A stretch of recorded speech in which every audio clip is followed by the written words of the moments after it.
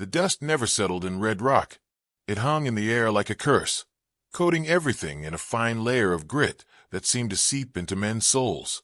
But on that scorching Tuesday afternoon in 1887, when the earth trembled beneath hooves the size of wagon wheels, the people of this forgotten corner of the American frontier would learn that some storms bring more than just dust. Before we dive into this incredible tale of courage, mystery, and the fight for survival in the Old West, make sure to hit that subscribe button and ring the notification bell.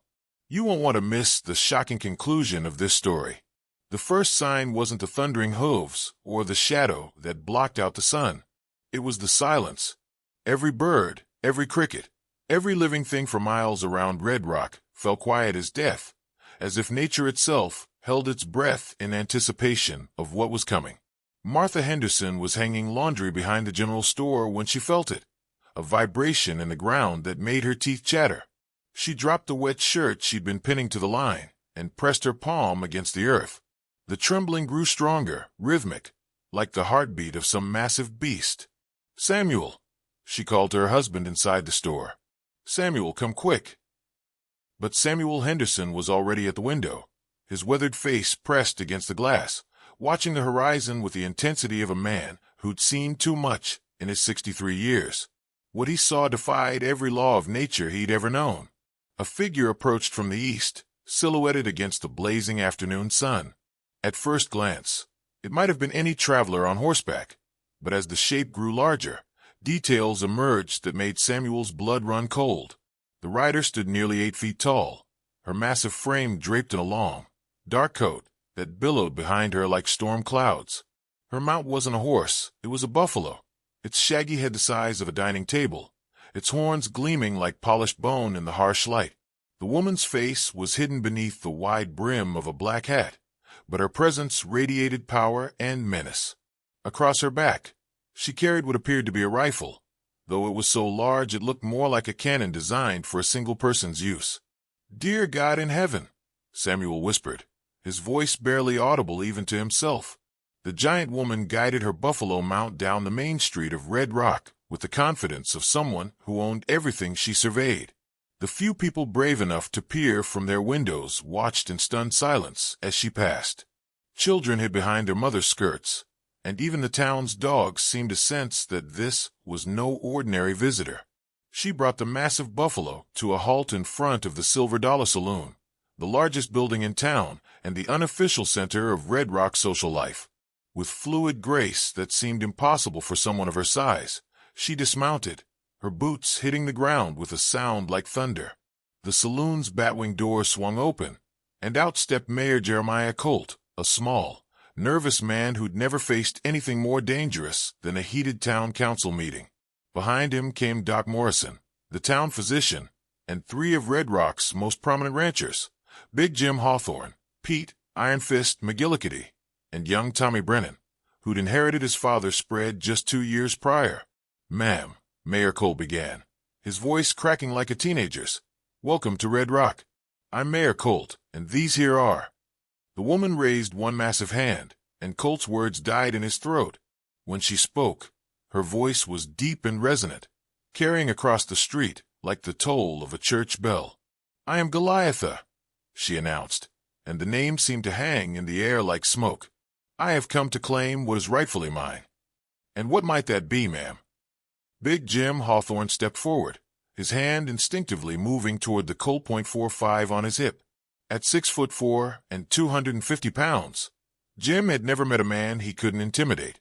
But standing before Goliatha, he felt like a child. She reached into her coat and withdrew a rolled parchment, yellowed with age. With a sharp snap, she unfurled it, revealing what appeared to be an old land grant, covered in official seals and signatures. "This territory," she said, her eyes scanning the faces of the men before her, "was granted to my family by the territorial government in 1862. Every acre, every building, every grain of sand in this valley belongs to me by right of law." Doc Morrison adjusted his spectacles and squinted at the document. "Ma'am, with all due respect, most of us have been here for over a decade. We have our own deeds, our own claims." "Fraudulent," Goliatha cut him off. "Every one of them. built on stolen land, watered with the sweat of thieves. The tension in the air was thick enough to cut with a knife. Pete McGillicuddy spat into the dust and crossed his arms. "Lady, I don't care how big you are or what fancy papers you're waving around. I've worked my land for 15 years. Buried my wife and 2 sons in that soil. Ain't no way in hell I'm walking away from it." Goliatha's lips curved into what might have been a smile, but there was no warmth in it. "Then you'll have the opportunity to fight for it." She reached behind her back and drew her weapon, not a rifle, but a massive sword, its blade gleaming silver in the afternoon sun.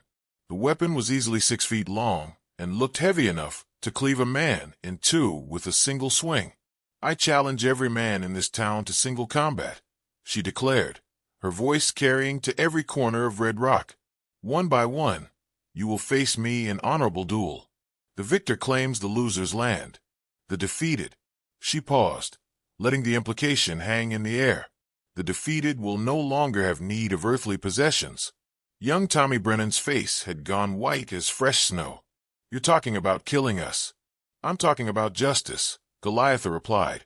"For too long, this land has been held by those with no rightful claim to it. I offer you the chance to prove your worth in combat. If you are truly deserving of what you possess, you will prevail." Mayor Colt stepped forward, his hand shaking. "Ma'am, surely we can work something out. Perhaps some kind of compensation, or—" "There will be no negotiation." Goliatha's voice boomed across the street. "At dawn tomorrow, the first duel will commence. Who among you has the courage to face me first?" The silence that followed was deafening. Even the wind seemed to have stopped blowing, as if the very air was afraid to move in her presence. Finally, Big Jim Hawthorne stepped forward, his jaw set with determination. "I'll go first," he said, his voice steady despite the fear in his eyes. "I've never backed down from a fight in my life, and I ain't starting now." Goliatha nodded approvingly. "Very well. At sunrise, we meet in the street. Come armed with whatever weapon you choose. There are no rules save one. Only one of us will walk away." With that, she turned and walked back to her buffalo, mounting the massive beast with the same fluid grace she'd shown when dismounting. As she rode toward the edge of town, her voice carried back to the stunned crowd. "Spread the word to every man in the valley. I will face each of you in turn until all debts are paid and justice is served. Red Rock will be mine before the week is through." As the giant woman and her buffalo disappeared into the gathering dusk, the people of Red Rock stood in stunned silence, each man wondering if he would live to see another sunset. Dawn came too soon for Big Jim Hawthorne. He'd spent the night cleaning his weapons, checking and rechecking his ammunition, and trying to convince himself that what he'd witnessed the day before had been some kind of fever dream. But as the first rays of sunlight painted the eastern sky pink and gold, he knew there would be no waking up from this nightmare. The entire population of Red Rock had gathered along the main street, creating a human corridor between the Silver Dollar Saloon and the old church at the far end of town. Women clutched their children close, while men fingered their own weapons nervously, knowing that their turn might come soon enough. Jim stood in front of the saloon, his Winchester rifle cradled in his arms, his Colt .45 hanging heavy on his hip. He'd chosen his best weapons, the ones that had seen him through the war and countless range disputes. At his feet lay a shotgun, loaded with buckshot, his insurance policy if things went badly. "You don't have to do this, Jim," Doc Morrison said quietly, standing beside his old friend. "We could all leave town, start over somewhere else." Jim shook his head, his eyes fixed on the eastern horizon. "This is my home document, my land. I've got 300 head of cattle and the best water rights in the valley. I ain't running from nobody, especially not some oversized woman with delusions of grandeur." "She's not natural, Jim," whispered Pete McGillicuddy. "Did you see the size of that buffalo? And that sword of hers? No human being should be able to carry something that heavy." "She bleeds, don't she?" Jim replied grimly. "Anything that bleeds can die." The sound of approaching hooves silenced all conversation. Goliatha emerged from the morning mist like a specter of death, her massive form casting a long shadow across the dusty street. She'd changed clothes since the previous day, now wearing what appeared to be armor, leather and metal plates that covered her torso and arms, leaving her face visible beneath her wide-brimmed hat. Her buffalo snorted and pawed the ground, its breath visible in the cool morning air. Steam rose from its massive body like smoke from a forge. Goliatha dismounted and drew her enormous sword, the blade singing as it cleared its sheath. In the morning light, Jim could see intricate engravings along its length, symbols and words in a language he didn't recognize. "James Hawthorne," she called out, her voice carrying easily across the distance between them. "Are you prepared to face judgment?" Jim stepped into the street, his rifle at the ready. "I'm prepared to defend what's mine." "Then let us begin." What happened next would be talked about in Red Rock for generations to come. Jim raised his Winchester and fired, the crack of the rifle echoing off the buildings like thunder. His aim was true. The bullet should have taken Goliatha center mass, but somehow she moved, twisting her massive frame with impossible speed. The bullet sparked off her armor and ricocheted harmlessly into the dirt. Before Jim could work the lever action for a second shot, Goliatha was moving, covering the 50 yards between them in what seemed like 3 massive strides. Her sword swept through the air in a silver arc, and Jim barely managed to dive aside, rolling in the dust as the blade whistled past his head. He came up firing, emptying his rifle as fast as he could work the action. Some shots went wide, others struck Goliatha's armor with metallic clangs, but none seemed to slow her down. When the Winchester clicked empty, Jim drew his Colt and kept firing, backing toward the saloon where his shotgun waited. Goliatha pressed her attack relentlessly, her sword cutting through the air with deadly precision. Jim's hat flew off his head, sliced clean in half. A second swing tore through his shirt, leaving a thin red line across his chest. He could feel death breathing down his neck with each passing second. Desperation gave him speed. Jim dove for his shotgun, rolled, and came up firing both barrels at point-blank range. The buckshot caught Goliatha full in the chest, staggering her backward for the first time since the fight began. Dark stains appeared on her armor, and for a moment, Jim thought he might actually have a chance. But Goliatha straightened, wiped a trickle of blood from the corner of her mouth, and smiled. "Is that the best you can do, James Hawthorne?" Her sword came down like the wrath of God. Jim tried to block with the empty shotgun, but the massive blade sheared through the weapon's barrel like it was made of paper. The tip of the sword caught Jim in the shoulder, spinning him around and sending him crashing into the saloon's hitching post. Blood poured from the wound, and Jim's right arm hung useless at his side. He fumbled for his knife with his left hand, but Goliatha was already there, the point of her sword at his throat. "You fought with honor," she said, and there was something almost like respect in her voice. "But honor alone is not enough to hold stolen land." "Please," Jim gasped, blood frothing on his lips. "I've got a daughter in Denver. She's all the family I got left." Goliatha paused, her sword steady at his throat. For a moment, something flickered in her eyes. Doubt, perhaps, or mercy. But then her expression hardened again. "Your daughter will inherit nothing built on theft and lies." The sword moved with surgical precision. Jim Hawthorne, who had survived Gettysburg and Antietam, who had faced down rustlers and wolves and every danger the frontier could throw at him, died in the dust of Red Rock's main street as the sun climbed toward its zenith. Goliatha cleaned her blade on Jim's shirt before sheathing it. She turned to face the horrified crowd, her voice carrying clearly in the sudden silence. "The Hawthorne Ranch is now mine by right of combat. Who will face me next?" The crowd began to disperse, people hurrying back to their homes and businesses, but Goliatha's voice stopped them. "Tomorrow at dawn, another will stand where James Hawthorne fell, and the day after that another. This will continue until every false claim in this valley has been settled in blood." As she mounted her buffalo and rode away, leaving Jim's body cooling in the street, the people of Red Rock realized they were facing something far worse than a land dispute. They were facing extinction. 3 days had passed since Big Jim Hawthorne's death, and Red Rock had become a town under siege. 2 more men had fallen to Goliatha's sword, Pete McGillicuddy, who lasted barely 5 minutes despite his reputation as a brawler, and old Samuel Henderson, who had tried to face her with nothing but a hunting rifle and 30 years of stubborn pride. The pattern was always the same. Dawn would come, Goliatha would appear on her massive buffalo, and another man would die in the street while the town watched in helpless horror. She took no pleasure in the killing, showed no emotion beyond a grim satisfaction when each duel ended. After each victory, she would claim the defeated man's property and ride away, returning the next morning for another challenge. Now, as the fourth dawn approached, only a handful of men remained. Most of the town's population had fled during the night, loading their possessions into wagons and heading for anywhere that wasn't Red Rock. Those who stayed did so either because they had nowhere else to go or because something deeper than fear kept them rooted to this cursed ground.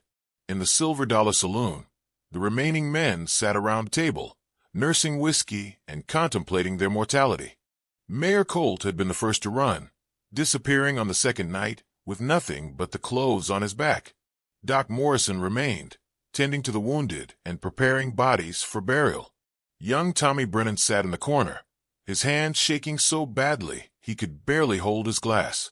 "We can't keep doing this," Doc Morrison said quietly, his voice hoarse from exhaustion. "She's going to kill every man in town." "Maybe that's what she wants," replied Frank Dalton, a grizzled prospector who'd been working claims in the nearby hills for over a decade. "Maybe she won't stop until we're all dead and buried." "There's got to be something we can do." Tommy Brennan spoke up, his voice cracking with emotion. "Some way to stop her. She's just one person." "Is she?" Frank asked grimly. "You seen the size of her? The way she moves? That ain't natural. And that buffalo of hers, I've never seen anything like it." The conversation was interrupted by the sound of boots on the saloon's wooden floor. All heads turned toward the entrance, where a figure stood silhouetted against the pre-dawn darkness. For a moment, Hart stopped, thinking Goliatha had come early. But as the figure stepped into the lamplight, they saw it was a man, tall, lean, with the weathered face of someone who'd seen too much of the world's cruelty. He wore a long coat, dusty from travel, and a hat pulled low over his eyes. At his hip hung a well-worn Colt .45, and across his back was slung a rifle that looked like it had seen considerable use.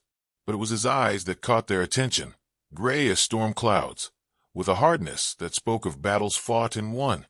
"Name's Marcus Stone," he said, his voice quiet but carrying the authority of a man accustomed to command. "I heard you folks might be having some trouble." Doc Morrison stood up, hope flickering in his tired eyes. "You're a gunfighter?" "Was a soldier," Marcus replied, settling into a chair without being invited. "Fought in the war. Spent some time as a marshal down in Texas. These days, I mostly just try to stay out of trouble." "Then why are you here?" Frank Dalton asked suspiciously. Marcus was quiet for a long moment, staring into his whiskey glass.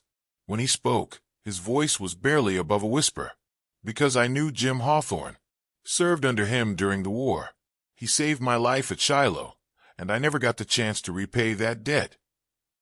"Jim's dead," Tommy said unnecessarily. "I know."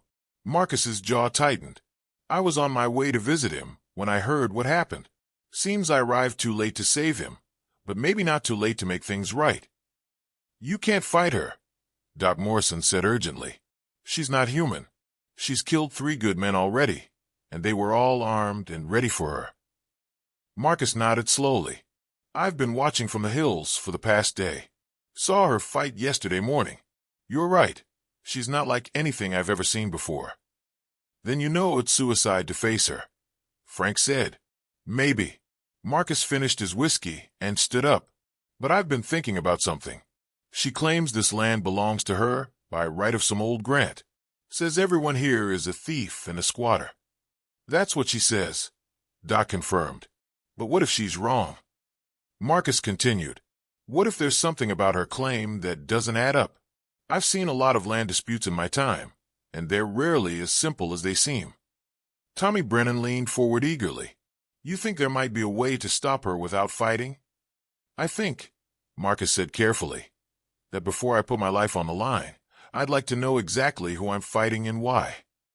The sound of approaching hooves cut through the morning air, and everyone in the saloon froze. Through the window, They could see Goliatha approaching on her buffalo, just as she had every morning for the past 4 days. "Well," Marcus said, checking his weapons, "looks like my research will have to wait. She's here for another duel, and I'm the only one left who's willing to give her one." "You don't have to do this," Doc Morrison pleaded. Marcus smiled grimly. "Yes, I do. Jim Hawthorne died protecting his home. The least I can do is try to finish what he started." As he walked toward the saloon doors, Tommy Brennan called out, "What if you're wrong? What if she really does have a legal claim to this land?" Marcus paused at the threshold, his hand on the batwing doors. "Then I guess I'll die knowing the truth." Outside, Goliatha had dismounted and was drawing her massive sword. The blade caught the first rays of sunlight, throwing golden reflections across the empty street. "Who stands against me this morning?" she called out, her voice echoing off the buildings. Marcus stepped into the street, his hand resting on the grip of his Colt. "Marcus Stone, and I've got some questions before we start killing each other." Goliatha tilted her head, studying him with interest. "Questions? About your claim to this land, about who you really are and where you came from." Marcus took a step closer, his eyes never leaving hers. "See, I've been thinking about your story, and something doesn't add up." For the first time since arriving in Red Rock, Goliatha hesitated.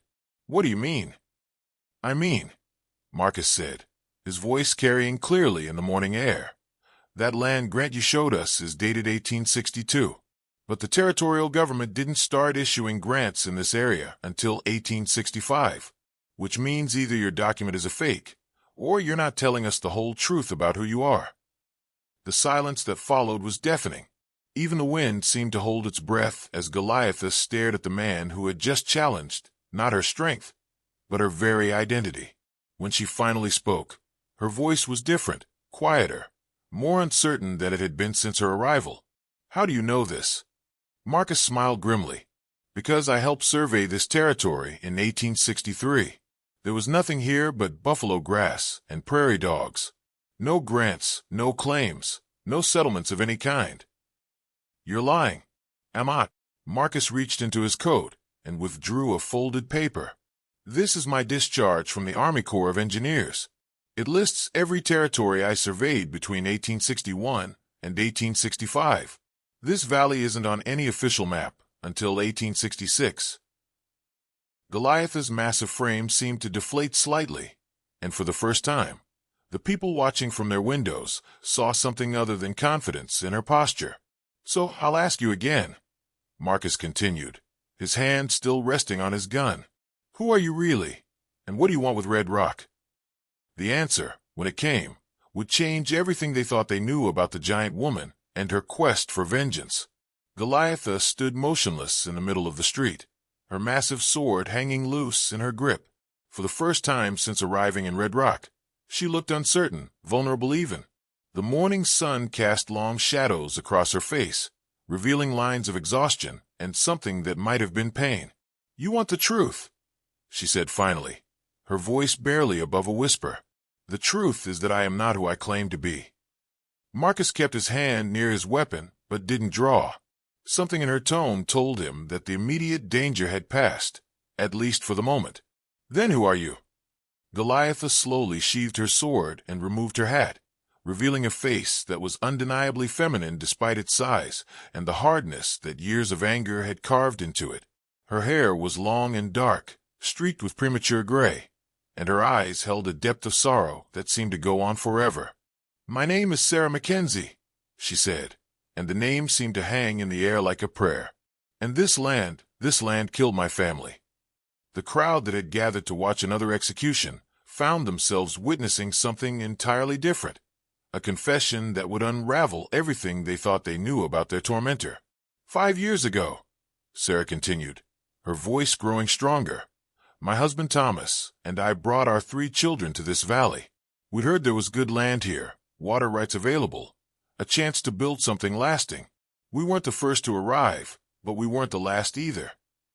Marcus lowered his hand from his gun. "What happened?" "Thomas filed a claim on a section of land about 10 miles north of here. Good grazing, a creek running through it. Everything we needed to start a ranch. We built a cabin, started a small herd, planted crops. For 6 months, it was everything we dreamed of. Sarah's eyes grew distant, lost in memories that clearly still caused her pain. Then the winter came early. Harsh winter, the kind that kills cattle and freezes crops in the ground. We were struggling, but we were surviving. Until the men came. What men? Doc Morrison had emerged from the saloon, drawn by the story despite his fear. Claimed jumpers, led by a man named Mayor Colt. The name hit the remaining townspeople like a physical blow. Mayor Colt, who had fled Red Rock 3 nights ago, had been their elected leader for over 5 years. Colt told us our claim was invalid. Sarah continued, her voice hardening with remembered anger. Said he had prior rights to the land, that our filing was fraudulent. When Thomas demanded to see his documentation, Colt and his men burned our cabin, shot our livestock, told us we had 24 hours to get off his land. Marcus felt pieces of a puzzle clicking into place. But you didn't leave. Thomas was a proud man, a stubborn man. He said we'd filed our claim legal and proper, and no jumped-up land grabber was going to steal what was rightfully ours. Sarah's voice broke slightly. He was going to ride to the territorial capital, file a complaint with the authorities. He never made it. They killed him. Found his body 3 days later, shot in the back, and left for the wolves. Colt claimed it was Indians, but I knew better. I knew because they came for us next.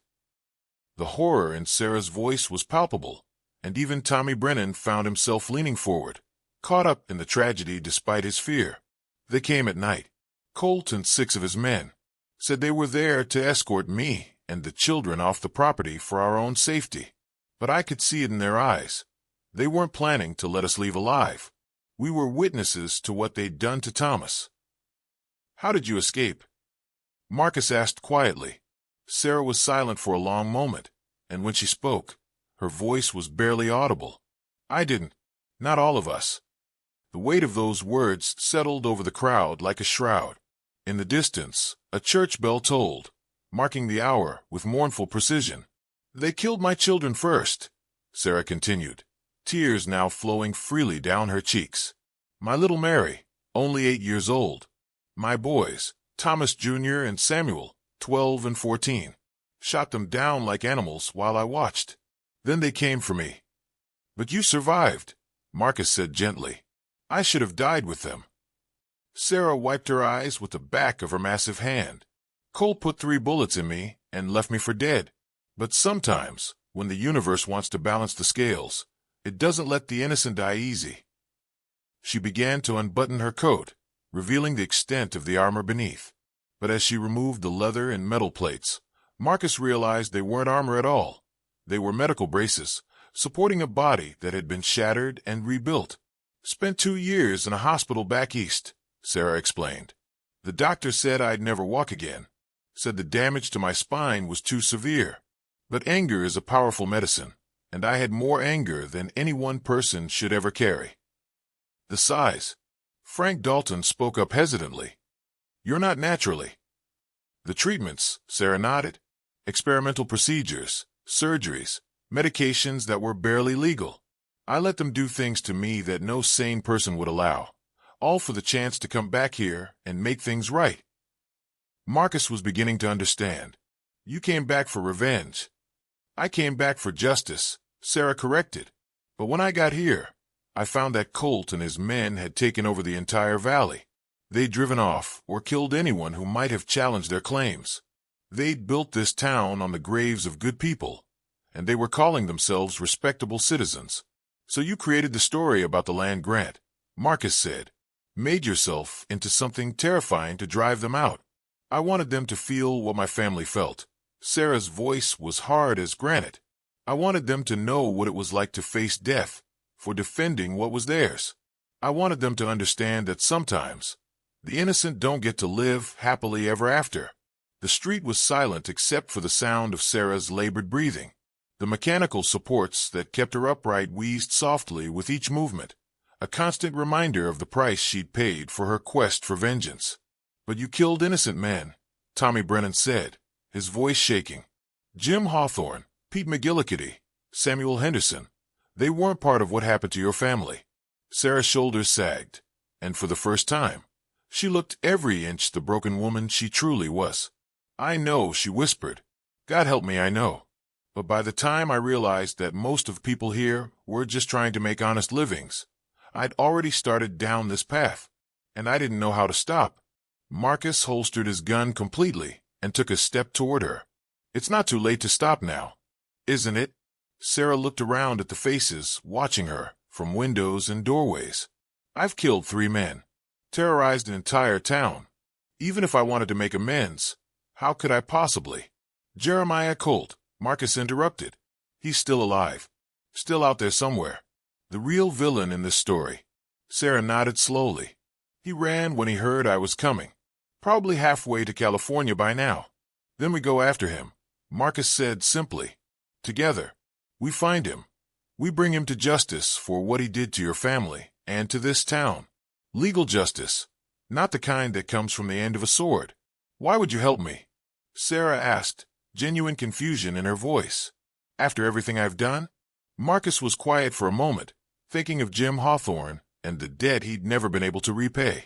Because sometimes, he said finally, the only way to honor the dead is to make sure their deaths meant something.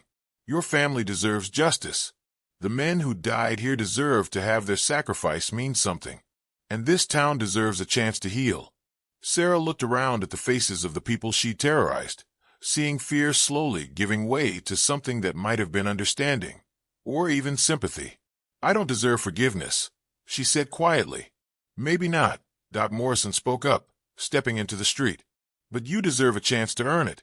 As the sun climbed higher in the sky, painting Red Rock in shades of gold and amber, Sarah Mackenzie made a choice that would define the rest of her life. She knelt in the dust of the main street, laid down her massive sword, and for the first time in 5 years, allowed herself to hope that redemption might be possible. The giant woman who had ridden into town on a buffalo seeking vengeance was gone. In her place knelt a broken woman seeking a chance to heal, not just herself, but the community she had wounded in her quest for justice. Marcus extended his hand to help her up. What do you say, Sarah? Ready to finish this the right way? Sarah took his hand and rose to her feet, her mechanical supports whirring softly. Let's go find Jeremiah Colt. As they walked toward the edge of town, followed by the cautious but hopeful gazes of Red Rock survivors, the first chapter of a new story began, one of redemption, justice, and the possibility that even the deepest wounds could eventually heal. 6 months later, the trial of Jeremiah Colt made headlines across the territory. Found guilty of murder, fraud, and conspiracy, he was sentenced to life in prison. Sarah Mackenzie's testimony, corroborated by evidence Marcus Stone had helped gather, finally brought justice for the crimes that had destroyed so many lives. Red Rock slowly rebuilt, both its buildings and its spirit. Sarah used the money from the sale of her family's original claim to help compensate the families of the men she had killed, though she knew no amount of money could truly balance those scales. She never left Red Rock. Instead, she became its unofficial protector, using her unique abilities to help rather than harm. And sometimes, on quiet evenings when the dust settled and the sun painted the sky in shades of gold, the people of Red Rock would see her sitting by the small cemetery at the edge of town, talking quietly to the graves of those who had paid the ultimate price for one woman's quest for justice. The buffalo, they say, still roams the hills around Red Rock, but now it carries a rider who protects rather than threatens, who builds rather than destroys. And in a land where legends are born from the dust and dreams of ordinary people, the story of the giant woman and her quest for redemption became a reminder that even in the darkest of times, there's always a choice between vengeance and justice, between destruction and healing. If this incredible tale of the Old West moved you, don't forget to subscribe to our channel and hit that notification bell. We have more amazing stories of courage, redemption, and the untamed frontier coming your way. What did you think of Sarah's journey, from vengeance to redemption? Let us know in the comments below, and we'll see you in the next adventure.